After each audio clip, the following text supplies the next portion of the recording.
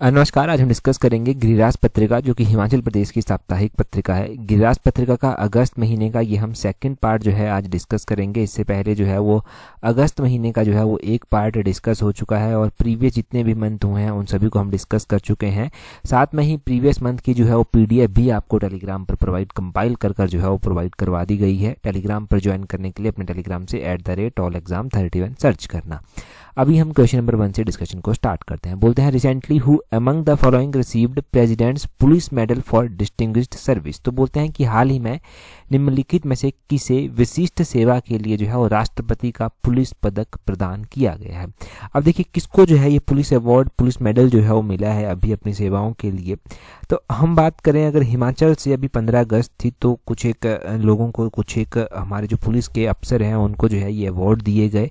तो ये जो प्रेसिडेंट पुलिस मेडल अवार्ड है फॉर डिस्टिंग्विश्ड सर्विस, ये जो है वो दिया गया विमुक्त रंजन को। ऑप्शन डी जो है वो सही आंसर है। विमुक्त रंजन जो है वो IPS हैं और अभी जो है वो DIG के पद पर जो है वो सेवाएं दे रहे हैं। हिमाचल कैडर के 2009 बैच के ये जो है वो IPS अधिकारी हैं विमुक्त रंजन, और इनको जो है वो विशिष्ट सेवाओं के लिए प्रतिष्ठित राष्ट्रपति पदक से जो है वो सम्मानित किया गया है। ये जो है अभी जो मैंने आपको बताया कि DIG हैं, तो इससे पहले ये जो है वो ये कांगड़ा के SP रह चुके हैं। धर्मगुरु दलाई लामा की सुरक्षा का जिम्मा इनको दिया गया था, तो इनके बारे में इतना ध्यान रखेंगे। वहीं दूसरी ओर ध्यान रखना है कि जो प्लाटून कमांडर हैं एक रजनीश कटोच को जो है वो इनको भी अवार्ड दिया गया है। इनको सराहनीय सेवा पदक से जो है वो सम्मानित जो है वो किया गया है। ठीक है, इनको क्यों सम्मानित किया गया है? क्योंकि मणिकर्ण में कुछ टाइम पहले बादल फटे थे हिमरी के पास, तो वहां पर जो है वो इन्होंने अपनी सेवाएं दी थी। और साथ में ही ध्यान रखना है कि सराहनीय सेवा पदक से इनको सम्मानित किया गया है। और हिमाचल प्रदेश होमगार्ड राज्य मुख्यालय में जो है वो आशा देवी अभी तैनात हैं होमगार्ड में। इनको जो है वो तैनाती जो इनकी होमगार्ड में है उसके लिए और समन्वय सर्विसेज के लिए जो है वो इनको जो है वो सराहनीय सेवा पदक से जो है वो सम्मानित किया गया है। तो इन 3 लोगों के नाम अभी आपने ध्यान रखने। एक IPS विमुक्त रंजन है, एक जो क्षेत्र की लीडर हैं आशा कुमारी होमगार्ड में, उनका नाम ध्यान रखना है। और प्लाटून में जो कमांडर रजनीश हैं उनका नाम आपने ध्यान रखना है। इन्होंने अपनी अलग अलग सर्विसेज दी जिसके लिए इनको सम्मानित किया गया। जो डिस्टिंक्ट सर्विस यानी कि जो विशिष्ट सेवा से सेवा मेडल दिया गया वो विमुक्त रंजन को दिया गया, और सराहनीय जो सेवा पदक दिए गए वो 2 लोगों को दिए गए, एक लीडर आशा कुमारी, कमांडर रजनीश। तो इतना सा हम यहां से ध्यान रखेंगे। नेक्स्ट क्वेश्चन देखते हैं हमारे पास क्या पूछा गया है। बोलते हैं the Himachal Pradesh tourism development corporation has officially shifted its headquarter from Shimla to. तो ये जो HPTDC है, Himachal Pradesh tourism development corporation है, इसके द्वारा अपना हेडक्वार्टर जो है वो अभी शिफ्ट किया गया है। अब बोलते हैं कि ये हेडक्वार्टर कहाँ से कहाँ को जो है वो शिफ्ट जो है वो किया गया है। शिमला में ही हुआ करता था और शिमला से जो है अभी इसको धर्मशाला को जो है वो शिफ्ट किया गया है। ऑफिशियली इसकी मंजूरी जो है वो दी जा चुकी है। अब शिमला को इसको जो है वो शिमला से धर्मशाला को शिफ्ट किया गया है। सबसे पहले HPTDC की बात करेंगे, Himachal Pradesh tourism development corporation की, कि इसकी स्थापना कब की गई थी। तो HPTDC की स्थापना 1972 में जो था वो की गई थी। 1972 में इसकी स्थापना हुई थी। गिरिराज पत्रिका में प्रॉपर एक आर्टिकल जो था उसको लेकर जो था वो आया था, परंतु इसको लेकर जो आर्टिकल आया था उसमें बात की गई थी छोटी मोटी चीज़ों के बारे में जो एग्जाम पॉइंट ऑफ व्यू से ज़्यादा इंपॉर्टेंट नहीं है। हमारे एग्जाम पॉइंट ऑफ व्यू से इंपॉर्टेंट है इसका नया हेडक्वार्टर, इसकी स्थापना इंपॉर्टेंट है, और कुछ और इंपॉर्टेंट पॉइंट्स यहाँ पर आप देखेंगे कि हिमाचल प्रदेश टूरिज्म डेवलपमेंट जो कॉर्पोरेशन है उसकी एक लार्जेस्ट चेन है पूरे हिमाचल में ही। अगर हम बात करते हैं जो हमारे पास दिसंबर 2024 तक का डाटा है उसके अकॉर्डिंग हमें क्या पता चलता है, तो दिसंबर 2024 तक के डाटा से हमें पता चलता है कि हिमाचल प्रदेश में जो टोटल HPTDC के होटल और रेस्टोरेंट्स हैं उनकी चेन कितनी है। तो 56 होटल्स यहाँ पर हैं, 1111 रूम्स हैं, 2508 बेड्स जो हैं वो यहाँ पर HPTDC के हैं। तो ये भी डाटा पूछा जाता है एग्जाम में, इसलिए मैंने इसको यहाँ पर ऐड किया है। देखिए यहाँ पर बात की गई थी जो रोपवे हिमाचल में बनाए जा रहे हैं उनकी बात की गई थी। अब देखिए जो रोपवे बनाए जा रहे हैं हिमाचल प्रदेश में, नेशनल हाईवे जो बनाए जा रहे हैं 4 लेन जिसको आप बोलते हैं, NHAI के तहत बनाए जा रहे हैं। अब इनको लेकर आपका क्या विचार है? अभी आप देख रहे हैं कि क्लाइमेट हिमाचल में कितनी बुरी तरह से जो है वो चेंज हो चुका है। बारिश एकदम से जो है वो धुआंधार बारिश हो रही है, कहीं पर बादल फटने की घटनाएं तो आम हो गई हैं। दूसरा हमें ये भी देखने को मिलता है कि ये जो बारिश हो रही है, ये जो ज़्यादा परिवर्तन हो रहे हैं क्लाइमेट में, वो कहाँ पर हो रहे हैं? वो जो है वो हो रहे हैं उन स्थानों पर जहाँ पर जो है वो जो पर्यावरण है उसके साथ ज़्यादा छेड़छाड़ जो है वो की गई है। तो आप क्या विचार इसके ऊपर रखते हैं? क्योंकि मुझे पर्सनली ये लगता है कि हिमाचल को जो है वो इस तरह के डेवलपमेंट की ज़रूरत नहीं है, मेंटेनेंस की ज़रूरत है। प्रॉपर मेंटेनेंस चीज़ों की अगर होती तो शायद इन चीज़ों से भी हम ओवरटेक कर जाते, हमें इन चीज़ों की ज़रूरत भी नहीं रहती और हमारा क्लाइमेट भी बचा रहता। जो पहाड़ ही पहाड़ खोद दिए, 8-8, 9-9 किलोमीटर की लंबी टनल जो है वो निकाल दी गई। शायद वो डिफेंस पॉइंट ऑफ व्यू से इम्पोर्टेंट हो, शायद वो किसी और पॉइंट ऑफ व्यू से इम्पोर्टेंट हो, परंतु उसका परिणाम बहुत बुरी तरह से जो है वो अभी भुगता जा रहा है। देखिए, इन चीज़ों के ऊपर डिस्कस करना, इन चीज़ों के ऊपर विचार करना बहुत ज़्यादा इम्पॉर्टेंट है और कोई प्रॉपर सॉल्यूशन निकल सके उसके ऊपर भी विचार करना ज़रूरी है। ठीक है जी, इतना हमने एग्जाम पॉइंट ऑफ व्यू से पढ़ लिया। अगला क्वेश्चन देखते हैं क्या बोलते हैं what is rank of Himachal Pradesh in Parakh survey 2025। तो एक परख सर्वे आया, इसकी बात हमने पहले भी की थी, परंतु पहले किसी और रूप में ये क्वेश्चन पढ़ा गया था, अभी किसी और रूप में हम पढ़ेंगे। अभी 2-3 आर्टिकल इस बार गिरिराज पत्रिका में आए थे कि ये जो परख सर्वे है इसके तहत जो है वो हिमाचल प्रदेश की जो शिक्षा में गुणवत्ता है उसका अनुमान जो है वो लगाया गया और पूरे इंडिया में हिमाचल का रैंक जो है वो 5th रैंक जो है वो रहा इस परख सर्वे में। ऑप्शन ए जो है वो सही आंसर है। ये इसलिए भी इम्पोर्टेंट हो गया क्योंकि इससे पहले ये जो परख सर्वे आया था, इनके इस सर्वे में जो शिक्षा की गुणवत्ता आंकी गई थी हिमाचल में, वो आंका गया था कि 21 नंबर पर हिमाचल जो था वो था, 21 नंबर पर हिमाचल था। इससे पहले शायद ये 2021 में जो है वो 21 नंबर पर हुआ करता था, अभी ये 5th नंबर पर जाकर जो है पहुंच गया है। और इसी आर्टिकल में जो है वो अलग अलग चीज़ों के बारे में बात की गई थी। इसमें बात की गई थी मुख्यमंत्री बाल पोषाहार योजना की। तो ये मुख्यमंत्री बाल पोषाहार योजना क्या है इसके बारे में भी थोड़ा सा बताता हूँ आपको। देखिए, ये जो मुख्यमंत्री बाल पोषाहार योजना है इसमें जो है जो न्यूट्रिशन दिया जाता है, जो सप्लीमेंट्री न्यूट्रिशन प्रोग्राम है वो इसमें इन्वॉल्व किया गया है ताकि न्यूट्रिशियस फूड जो है वो दिया जा सके। बच्चों को न्यूट्रिशियस फूड देने की बात कही गई है। जो बच्चे 6 मंथ से लेकर 6 साल के बीच में आते हैं उनको, जो प्रेग्नेंट महिलाएं हैं उनको, लैक्टेटिंग मदर हैं उनको, और उनको जो है उसके तहत फ़ायदा देने की बात की जाती है। तो आपने ध्यान रखना है, बच्चों की अगर बात की जाए तो उनको 6 महीने से 6 साल तक इस योजना में कवर किया गया है। ये जो बाल पोषाहार योजना है इस योजना के तहत, तो ये बाल पोषाहार योजना भी इम्पोर्टेंट है, इसको भी हमने डिस्कस कर लिया। बाकी यहाँ पर गवर्नमेंट स्कूल्स की जो है वो बात की गई थी। गवर्नमेंट स्कूल्स की बात की गई थी कि गवर्नमेंट स्कूल्स में अंग्रेजी माध्यम में अध्यापकों को पढ़ाने के लिए जो है वो कहा गया है वो कार्य जल्दी आरंभ किया जा रहा है। अगर हम दिसंबर 2024 तक का डाटा देखते हैं हिमाचल प्रदेश में, तो हिमाचल प्रदेश में जो प्राइमरी स्कूल आते हैं वो आते हैं 9,943। दिसंबर 2024 तक का डाटा बता रहा हूँ। जो मिडिल स्कूल आते हैं हिमाचल प्रदेश में, मिडिल स्कूल जो है वो 1,786 जो है वो आते हैं। जो हाई स्कूल हिमाचल प्रदेश में आते हैं, हाई स्कूल जो है वो 961 जो है वो आते हैं। हाई स्कूल के अलावा जो सीनियर सेकेंडरी स्कूल आते हैं, सीनियर सेकेंडरी स्कूल जो है वो 1,988 जो है वो आते हैं। और जो डिग्री कॉलेज जो आते हैं, डिग्री कॉलेज जो है वो 145 जो है वो आते हैं। ठीक है जी, तो इस तरह से ये डाटा है, ये भी एग्जाम पॉइंट ऑफ व्यू से इंपॉर्टेंट है, मैच करने के लिए पूछ सकते हैं। अभी आप ACF के लिए तैयारी कर रहे होंगे, आप इसके अलावा जो है वो तैयारी कर रहे होंगे HPRC के TGT JVT के लिए, तो वहाँ पर ऐसा डाटा पूछा जा सकता है। और ये दिसंबर 2024 तक का ऑफिशियल डाटा मैंने आपको बताया। अगला क्वेश्चन देखिए, बोलते हैं which of the following is correct about Indira Gandhi प्यारी बहना सुख सम्मान निधि योजना। इसके बारे में भी गिरिराज पत्रिका में प्रॉपर एक आर्टिकल दिया गया था। हम इंपॉर्टेंट चीज़ें यहाँ से देखते हैं जो निकल कर आती हैं। देखिए, बोलते हैं कि under this scheme 49% women cover की, 49% महिलाएं जो हैं वो इस योजना के तहत अभी तक कवर की जा चुकी हैं और हिमाचल की महिलाओं की ये बात जो है वो यहाँ पर की जा रही है। और दूसरे में बोलते हैं under this scheme providing 1,500 per month to women, कि इस योजना के तहत महिलाओं को जो है वो 1,500 रुपया प्रति महीना जो है वो दिया जाता है, प्रदान किया जाता है। बोलते हैं चूज द करेक्ट ऑप्शन। यहाँ पर आपको करेक्ट ऑप्शन जो है दोनों में से देखनी है। अगर हम पहली ही स्टेटमेंट की बात करते हैं, देखिए ये जो योजना चलाई गई है इंदिरा गांधी प्यारी बहना सुख सम्मान निधि योजना, इस योजना के तहत जो है आपने ध्यान रखना है कि इस योजना के तहत ये कोई ऑफिशियल डाटा नहीं है कि 49% महिलाओं को कवर किया गया है, ये डाटा नहीं है। तो पहली स्टेटमेंट जो है वो गलत हो जाती है, पहली स्टेटमेंट गलत हो गई आपकी। और दूसरे में बोलते हैं कि इस योजना के तहत 1,500 रुपया जो है वो महिलाओं को दिया जाता है। तो ये बात बात बिल्कुल सही है। इस योजना के तहत जो है वो महिलाओं को 1500 रुपया जो है वो पर मंथ जो है वो दिया जाता है। तो दूसरी स्टेटमेंट हमारे पास बिल्कुल सही जो है वो हो जाती है। पहली स्टेटमेंट सही नहीं है तो ओनली 2 इज करेक्ट।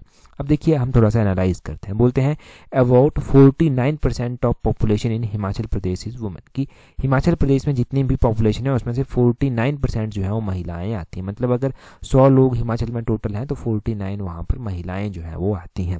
और दूसरे में बोलते हैं कि इंदिरा गांधी प्यारी सुख सम्मान निधि योजना जो 2024 की है, इस योजना को लॉन्च किया गया है विद एन ऑब्जेक्टिव। इसका एक ऑब्जेक्टिव रखा गया है। क्या ऑब्जेक्टिव है? कि महिलाओं को 1500 रुपया पर मंथ जो है वो दिया जाएगा, ये बात कही गई है। और इस योजना के तहत बजट भी एलोकेट किया गया है। इस योजना के तहत जो है 27.64 करोड़ रुपया जो है वो एलोकेट किया गया है। और बोलते हैं कि एज ऑफ नाउ अभी तक जो है वो इस योजना के तहत 30,929 इतनी महिलाओं को जो है वो बेनिफिट मिल चुका है। और इसके तहत अभी तक 20.99 करोड़ रुपया जो है वो इनकर्ड किया जा चुका है। तो ये आपने ध्यान रखना है इस योजना के बारे में। ये इंपॉर्टेंट ऑफिशियल डाटा है सारा का सारा जो आपको ध्यान रखना है। इतना सा ध्यान रखेंगे। अगले क्वेश्चन की ओर जो है वो चलते हैं। देखिए अगला क्वेश्चन हम डिस्कस करें उससे पहले अगर आप तैयारी कर रहे हैं अपकमिंग HPRC के TGT एग्जाम के लिए, आप JBT एग्जाम के लिए तैयारी कर रहे हैं या फिर पब्लिक सर्विस कमीशन के पेपर 1 के लिए तैयारी कर रहे हैं, तो आप हमारी कॉम्प्रिहेंसिव टेस्ट सीरीज को ज्वाइन कर सकते हैं, जिसका लिंक नीचे डिस्क्रिप्शन बॉक्स कमेंट बॉक्स में जो है वो दिया गया है। देखिए टाइमली आप ज्वाइन कर सकते हैं। पिछले कल हमने कट ऑफ की भी बात की थी। अगर आप चाहते हैं कि वो सिली मिस्टेक्स आपकी ना हो जहां से आधे आधे नंबर का फर्क पड़ जाता है, आप चाहते हैं कि आपको खुद के अंदर इंप्रूवमेंट देखने को मिले, तो आप इस कॉम्प्रिहेंसिव टेस्ट सीरीज को ज्वाइन करके जो है वो आगे बढ़ सकते हैं। ये सही आपके पास टाइम है कि इस कॉम्प्रिहेंसिव टेस्ट सीरीज को आप ज्वाइन करें और आगे बढ़ें और अपनी कमियों को इंप्रूव करके जो है आप मेरिट में एक अच्छा रैंक ला पाए। नीचे डिस्क्रिप्शन बॉक्स कमेंट बॉक्स में टेस्ट सीरीज का लिंक दिया गया है, वहां से ज्वाइन कर लेना। अगला क्वेश्चन देखिए, बोलते हैं कंसीडर द फॉलोइंग स्टेटमेंट। बोलते हैं कि करछम वांगटू परियोजना के बारे में जो है कुछ स्टेटमेंट्स दी गई हैं। पहले मैं बता देता हूं कि ये करछम वांगटू परियोजना क्यों चर्चा में जो है वो आई, फिर हम इसके बारे में जो है वो डिस्कशन जो है वो स्टार्ट करते हैं। करछम वांगटू परियोजना चर्चा में आने के पीछे का रीजन ये है कि इस योजना को लेकर जो है वो एक केस जो था वो चला हुआ था। ये केस चला हुआ था कोर्ट में। अब हाई कोर्ट में ये केस चला हुआ था तो हिमाचल को यहाँ से राहत मिली। सर्वोच्च न्यायालय ने जो है करछम वांगटू जल विद्युत परियोजना से जो है रॉयल्टी को लेकर जो है राज्य सरकार के पक्ष में जो है वो निर्णय जो है वो दिया है। अब इससे हिमाचल को 150 करोड़ रुपए का अतिरिक्त वार्षिक जो लाभ होगा आय में वो जो है वो होने वाला है। तो इसलिए ये योजना चर्चा में थी। अब बात करते हैं इस योजना की। बोलते हैं Karcham Wangtoo plant is located on river Spiti in district Kinnaur, की करछम वांगटू परियोजना किन्नौर जिले में स्पीति नदी पर जो है वो बनी हुई है। अगले क्वेश्चन में बोलते हैं the capacity of Karcham Wangtoo hydro power plant is 1091 megawatt. तो बोलते हैं कि करछम वांगटू परियोजना की जो क्षमता है वो 1091 मेगावाट है। हम दोनों स्टेटमेंट्स को देखते हैं। देखिए ये जो करछम वांगटू परियोजना है ये है तो किन्नौर जिले में ही, परंतु क्या ये स्पीति नदी के ऊपर है। देखिए ये परियोजना जो है वो सतलुज नदी के ऊपर बनी हुई है, ये आपने ध्यान रखना है। सतलुज नदी के ऊपर बनी हुई परियोजना है ये। तो पहली स्टेटमेंट आपके पास गलत हो जाती है। पहली स्टेटमेंट के बाद दूसरी स्टेटमेंट में बोलते हैं कि करछम वांगटू परियोजना की जो कैपेसिटी है वो जो है वो 1091 मेगावाट है। देखिए ये बात सही है कि करछम वांगटू परियोजना की कैपेसिटी जो है वो 1091 मेगावाट है। अब इसी की बात जो है वो गिरिराज पत्रिका में भी दी गई थी और अलग अलग कैपेसिटी जो है वो कहीं पर थोड़ा सा वेरिएशन कैपेसिटी में है। कहाँ पर इसकी कैपेसिटी 1045 मेगावाट भी बताई गई है, परंतु जो मैंने बहुत सारे ऑफिशियल विकिपीडिया पर देखा, ऑफिशियल साइट्स पर देखा, वो 1091 मेगावाट थी। तो हम 1091 मेगावाट को सही मानकर चलेंगे। अगर एग्जाम में 1045 मेगावाट दिया गया तब भी आप उसको कर सकते हैं, क्योंकि ये मिलते जुलते ऑप्शन वहां पर नहीं दिए गए होंगे। गिरिराज पत्रिका में 1045 मेगावाट इसकी कैपेसिटी दी गई थी। हम बात कर रहे हैं करछम वांगटू परियोजना की, तो 1091 मेगावाट इसकी कैपेसिटी है। ये सतलुज नदी के ऊपर जो है वो बनी हुई है और इसको जो एग्जीक्यूट कर रही है एजेंसी वो कौन सी एजेंसी है, तो इसकी जो कंपनी है वो है JSW कर जो है वो कंपनी है, JSW ग्रुप है। तो वो जो है वो इसको जो है बना रहा है। तो ये परियोजना जो है वो ओनली 2 स्टेटमेंट सही है। इसकी कैपेसिटी पता चल गई, कौन सी नदी के ऊपर ये बनी हुई है वो भी आपको पता चल गई। न्यूज़ में आने के पीछे का क्या रीज़न था वो भी आपने जान लिया। एनफ है उतना। यहाँ पर कुछ दिया गया है हाइड्रो पावर के बारे में हिमाचल में। तो बोलते हैं कि हिमाचल प्रदेश में large number of hydro electric resources हैं, about 25% of the national potential. मतलब इंडिया का जो बिजली का 25% पोटेंशियल है वो जो है वो हिमाचल से ही प्रोड्यूस होता है। 24,000 यानी कि 24,000 मेगावाट हाइड्रो इलेक्ट्रिक पावर यहाँ से जनरेट होती है। ठीक है, अलग अलग जो 5 नदियाँ हैं उनसे ये जनरेट की जाती है। और बोलते हैं कि out of the total hydro electric potential इस 24,000 में से जो है वो अभी तक 11,290 मेगावाट जो है वो हार्नेस की गई है। तो इनमें से कुछ भी पूछा जाए आपसे ऑफिशियली तो आपने ध्यान रखना है कि इंपॉर्टेंट डाटा है ये सारा एग्जाम पॉइंट ऑफ व्यू से। अगला क्वेश्चन देखिए क्या बोलते हैं eight which place Kanwar Pratap Singh of Kullu hanged on 3 अगस्त 1857। तो 8 अगस्त 1857 को 8 अगस्त 1857 को जो है वो कंवर प्रताप सिंह थे कुल्लू के, उनको जो था वो फांसी की सजा दी गई थी। बोलते हैं कहाँ पर इनको ये फांसी की सजा जो था वो दी गई थी।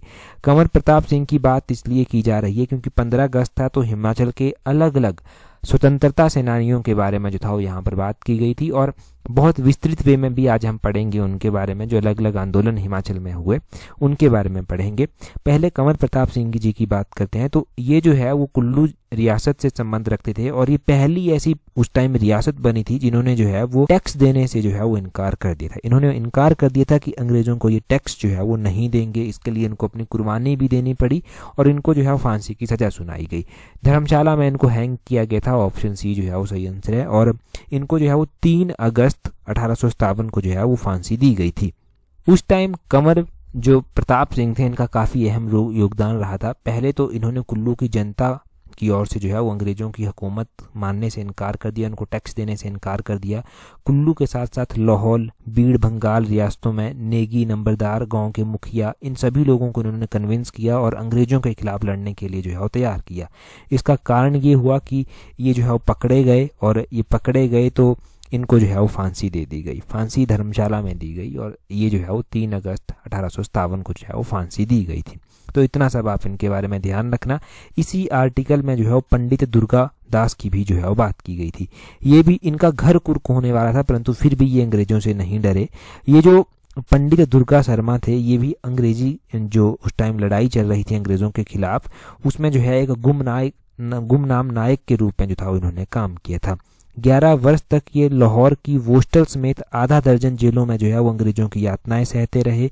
1942 में भारत छोड़ो आंदोलन में हिस्सा लिया। इन्होंने जो है वो 6 माह का इनको उस टाइम 6 माह का कारावास भी हुआ। अंग्रेजों ने इनका घर जो है वो कुर्क करने के आदेश दे दिए थे परंतु ये फिर भी नहीं डरे, बहादुरी से उनका सामना करते रहे।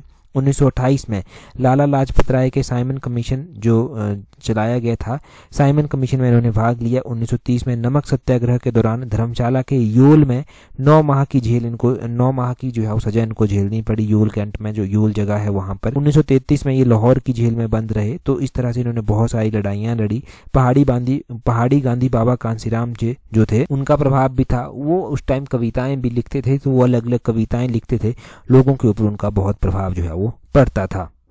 अब ये जो हम बात कर रहे हैं यहाँ पर पंडित दुर्गादास की, तो मरणोपरांत जो इनके परिवारजन हैं 1972 में उनको जो है ताम्र पत्र से जो था वो सम्मानित जो था वो किया गया था। इनके बेटे पंजाब पुलिस में थे जिनका निधन हो गया है। पंडित दुर्गादास के पौत्र हैं नरेश शर्मा, स्वतंत्रता सेनानी, एक उत्तराधिकारी, ये भी जो है वो स्वतंत्रता सेनानी जो है वो रह चुके हैं। तो इस तरह से बात की गई थी परंतु जान लिया, एग्जाम में पूछा जाए ना पूछा जाए थोड़ा सा जान लिया। आगे बोलते हैं सुभाष बावली इज सिचुएटेड एट। तो ये सुभाष बावली यानी कि सुभाष बावड़ी जो है वो कहाँ पर स्थित है? ये सुभाष बावड़ी है और ये जो है वो डलहौजी में जो है वो स्थित है। इसको जोड़ा जाता है सुभाष चंद्र बोस जी के साथ। सुभाष चंद्र बोस जी के साथ इसको जोड़ा जाता है और अक्सर क्वेश्चन पूछ जाता है कि ये सुभाष बावली हिमाचल में कहाँ पर स्थित है? ये जो है वो डलहौजी में स्थित है। नेताजी जब यहाँ पर आए थे तो आपको पता होना चाहिए कि सुभाष चंद्र बोस को नेताजी भी कहा जाता है। नेताजी जब यहाँ पर आए थे तो 7 महीनों के लिए वो डलहौजी में आकर रुके थे। उनका स्वास्थ्य थोड़ा ठीक नहीं चल रहा था तो यहाँ पर आकर रुके थे और जिस बावड़ी का वो पानी पीते थे उस बावड़ी को जो है सुभाष बावली का नाम जो है वो दिया गया था। 1937 में जो है वो डलहौजी में ये आए थे और लगभग 7 महीनों के लिए रहे थे। यहाँ पर एक चौक भी है जिसको सुभाष चौक करके जो है वो नाम दिया गया है।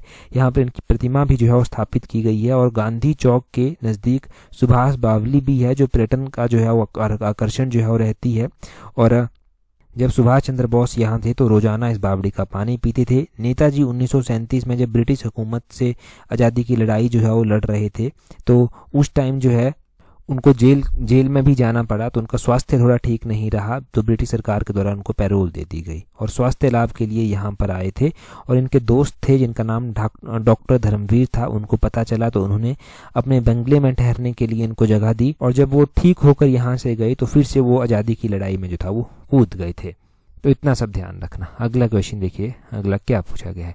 आगे देखिए, जो स्वतंत्रता का प्रभाव, स्वतंत्रता लड़ाई जो हिमाचल में लड़ी गई थी उसके बारे में विस्तृत रूप से दिया गया है, और ये विस्तृत रूप से जो दिया गया है यहाँ से 100% श्योरिटी के साथ एग्जाम में कुछ ना कुछ पूछा जाएगा।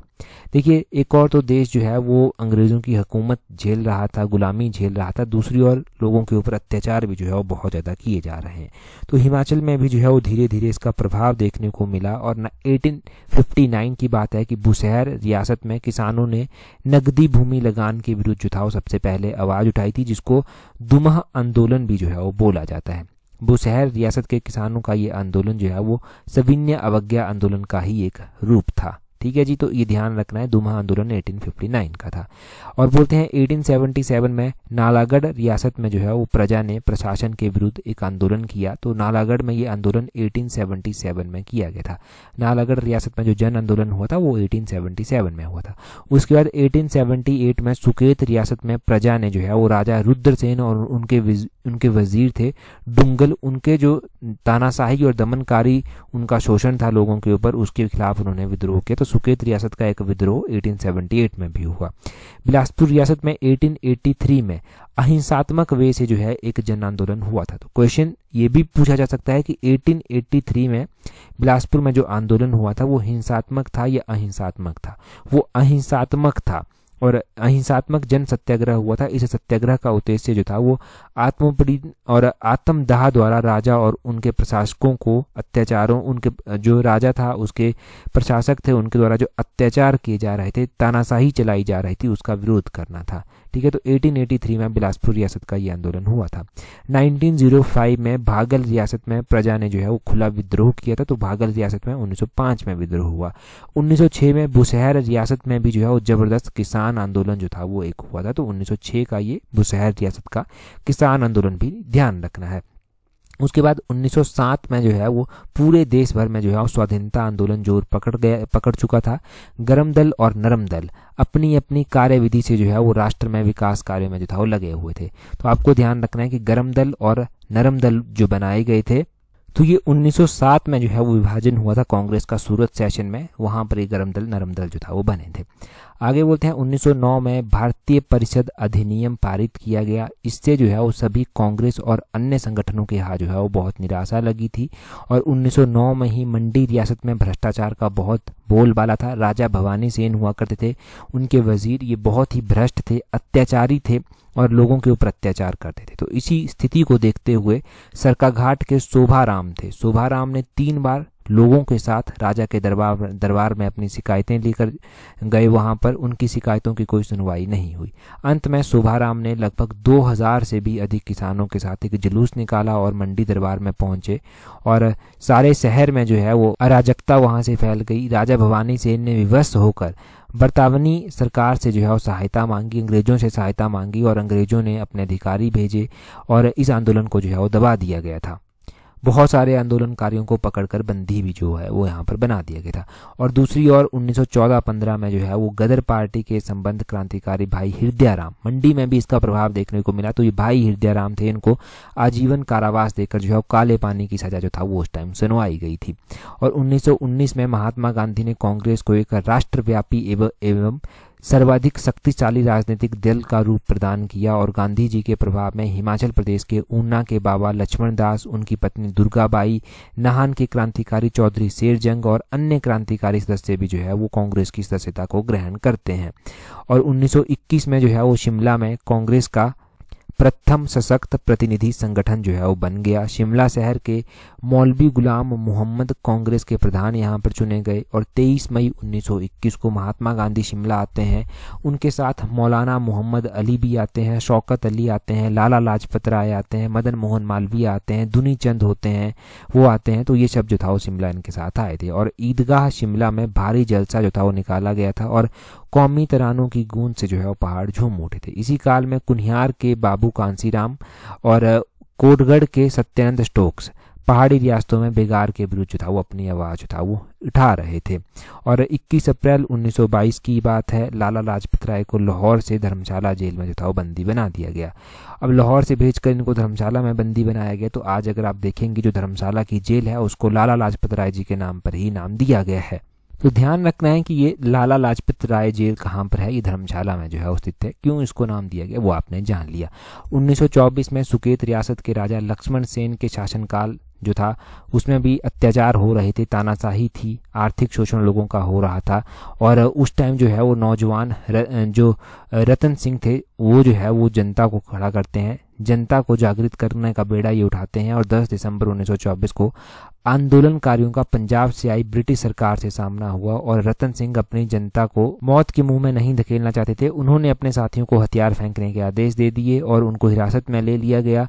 उनको सुकेत जेल में रखा गया था उस टाइम और इन्होंने यहाँ पर बहुत यातनाएं सहन की थी। 1930 में बिलासपुर में एक बार फिर से आंदोलन हुआ और ये आंदोलन भूमि बंदोबस्त आंदोलन था।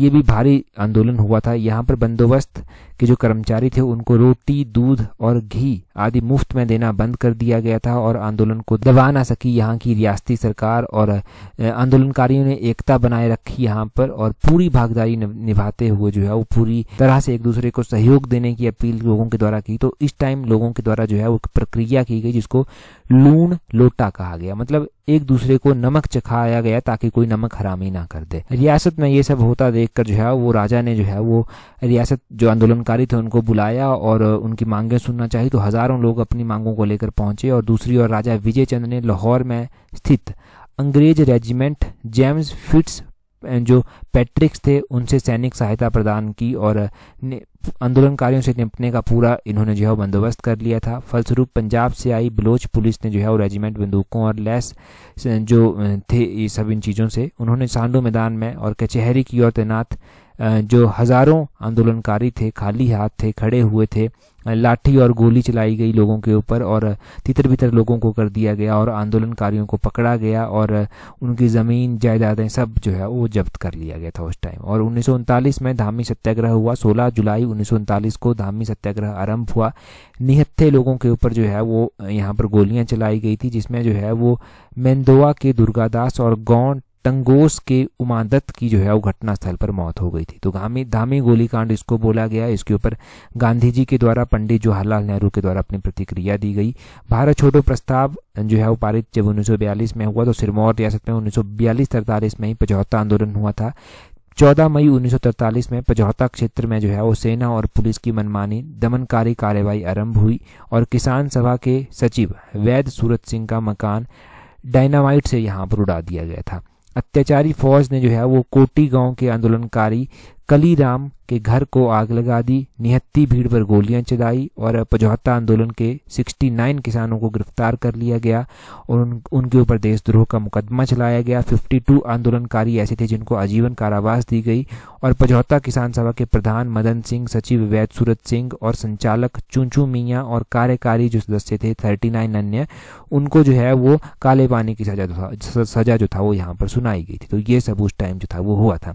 यहाँ से पक्का एग्जाम में क्वेश्चन बनेगा। हिमाचल के आंदोलन, स्वतंत्रता का जो आंदोलन था उसके बारे में जानकारी मिलती है यहाँ से पूरी तरह से। अगला क्वेश्चन देखिए, बोलते हैं मिंजर मेला स्टार्ट एवरी ईयर ऑन। तो बोलते हैं कि हर साल मिंजर मेला जो है वो कब स्टार्ट होता है। 4 ऑप्शंस आपके पास दिए गए हैं, जल्दी से अपना आंसर कमेंट कर बता दीजिए। पिछली एडिशन में हमने इसको डिस्कस किया था। टेलीग्राम पर ज्वाइन करने के लिए अपने टेलीग्राम से @allexam31 सर्च करना। आज की वीडियो में इतना ही है। That's all for today. Thank you very much for watching and listening very patience.